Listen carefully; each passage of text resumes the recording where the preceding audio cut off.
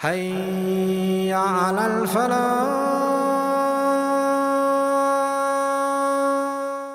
After having heard the young sheikh speak, I told him I'm trembling to get up.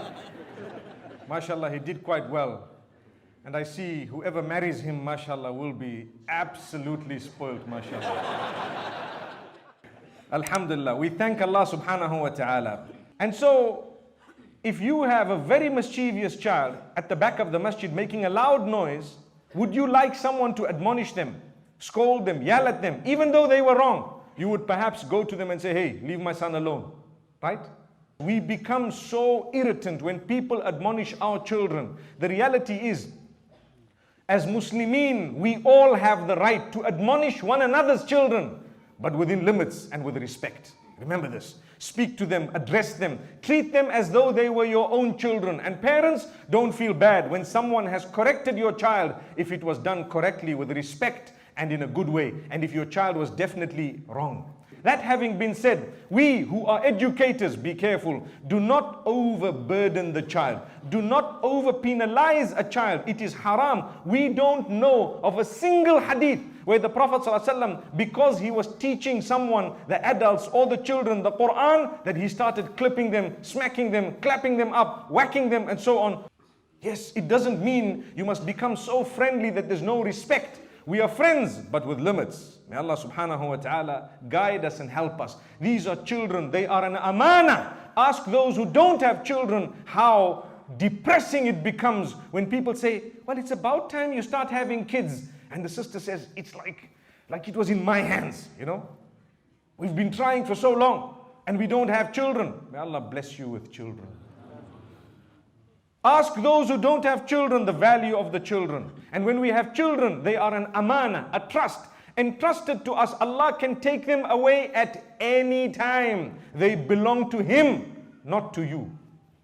They are temporarily given to you to enjoy, to be able to earn paradise through them. How? By giving them a good upbringing. Look at the hadith which speaks about daughters. A person who has 2, 3, 4 daughters looks after them and is happy that Allah has chosen daughters for him and gets them married after giving them a good upbringing to decent people. Allah says, for you is Jannah. You actually prepared mothers of the ummah, and you actually prepared people who were not going to live with you. They were going to live with others. So Allah subhanahu wa ta'ala grants Jannah to those who've looked after these daughters.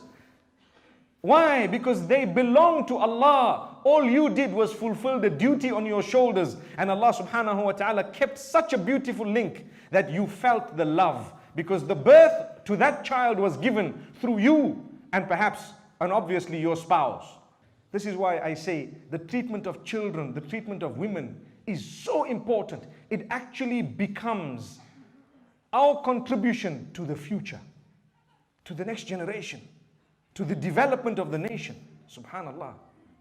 This ummah requires people who love one another. It will only start when you love, when the love starts in your own home. And that love needs to be shown. It needs to be displayed. Nowadays, it needs to be said a lot as well. You need to tell your children you love them. I give you another example from the Sunnah. The Prophet ﷺ was with one of his grandchildren and he kissed him. So Al-Aqra ibn Habis was sitting nearby. He says, you're kissing your grandchild. I've got 10 of them. I haven't ever kissed any one of them. The Prophet ﷺ looks at him and says, Man la yarham la yurham. Done. Whoever doesn't have mercy will not be shown mercy. Over. What powerful words. What powerful words. To kiss your child is a sign of mercy. Don't be shy to embrace your child and to kiss your child and to tell your child, I love you, my son, my daughter. Tell them again and again. Even when admonishing them, tell them, look, I'm about to correct you. I'm about to rectify what you've done. It's wrong. Don't be mistaken. I love you with all I am. That's why I'm telling you, so that you don't repeat this error.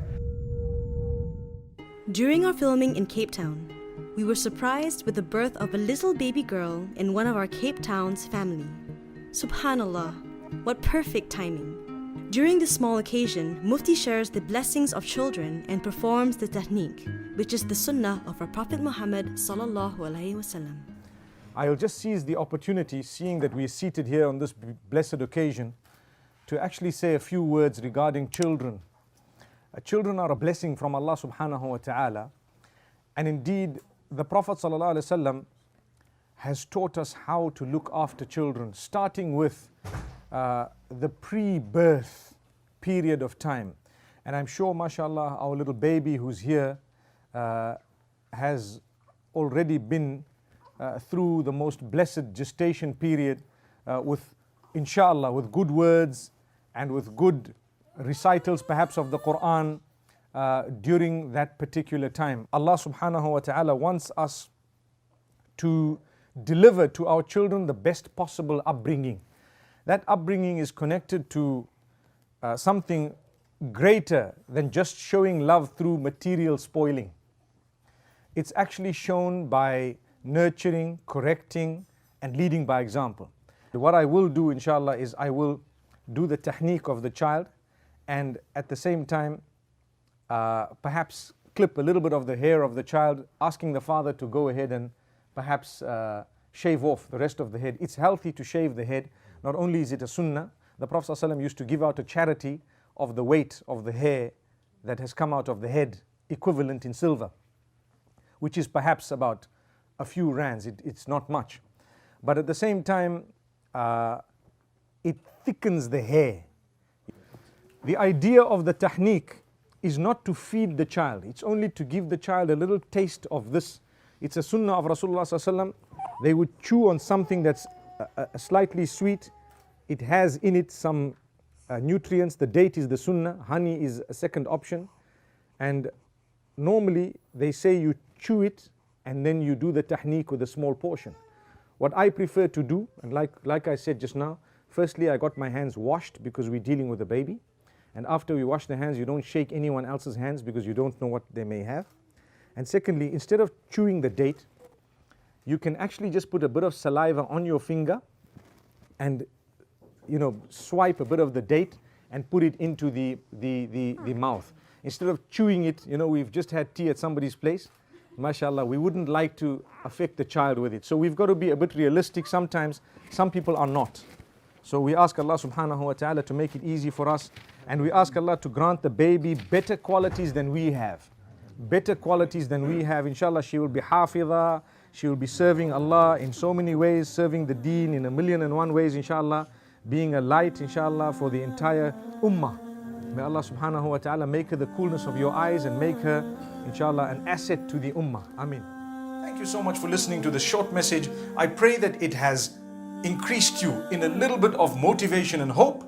And the same applies to all of us. Jazakumullah khair. Assalamu alaikum wa rahmatullahi wa barakatuh.